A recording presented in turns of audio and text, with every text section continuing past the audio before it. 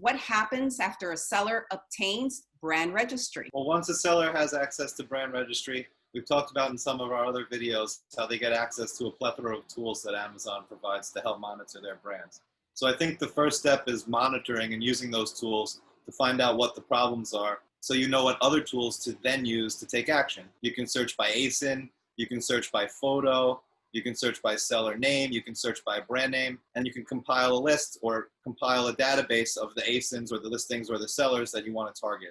And I think that's a great first step to basically get an idea of what the scope of your situation is. So once the tools are in place in order to properly monitor, your brands out there, and you've established brand registry and you've identified an issue, what is the first thing that the seller that is protecting their brand needs to do? Usually step one for most brands, once they've identified, potential sellers at issue, is to reach out and send sort of a cease and desist demand. In our experience, many sellers will just decide that one brand or one set of products is not worth, an issue. And a lot of people will respond, voluntarily take their listings down on notice. CJ, what are the benefits of trademarking and brand registry in regards to the value of the brand and the business? The value of the brand and the business as a whole goes up exponentially as you build up your intellectual property rights and the ability to protect your product, protect your brand.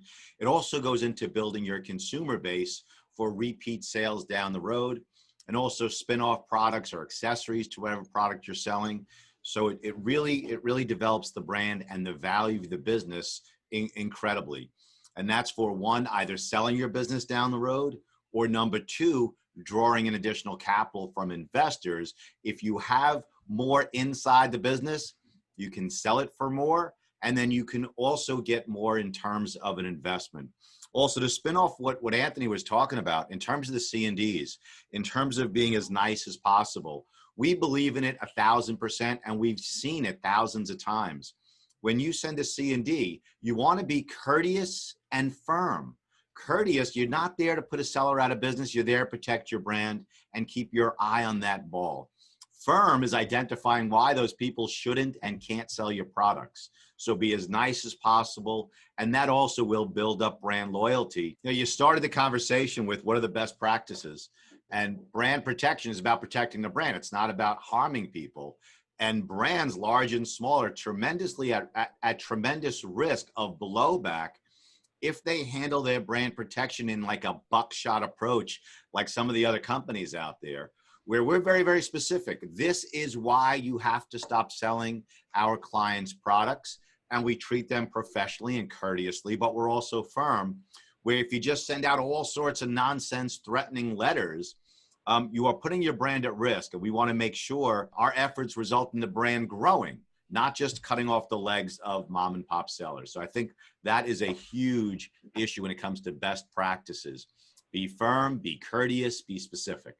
We are the world's best, the best company, best law firm in the entire world when it comes to dealing with issues on Amazon. Brand protection is a huge aspect of that. Contact us, speak with Rob. I don't think there's anyone on earth that knows more about brand protection logistics than Rob Siegel. There's nobody who knows more about how Amazon reacts, how brands and sellers react than Anthony Famularo. And we are the best because we have the best team. So I would say the number one thing is to first contact us so we can talk about different strategies that you might want to employ to protect your brand. Well, that's all the time that we have here. I want to thank you, CJ, Anthony, and Rob. Thank you so much for your informative responses. And I look forward to talking to you again very soon in the next video. Make sure to check out our next video on the topic.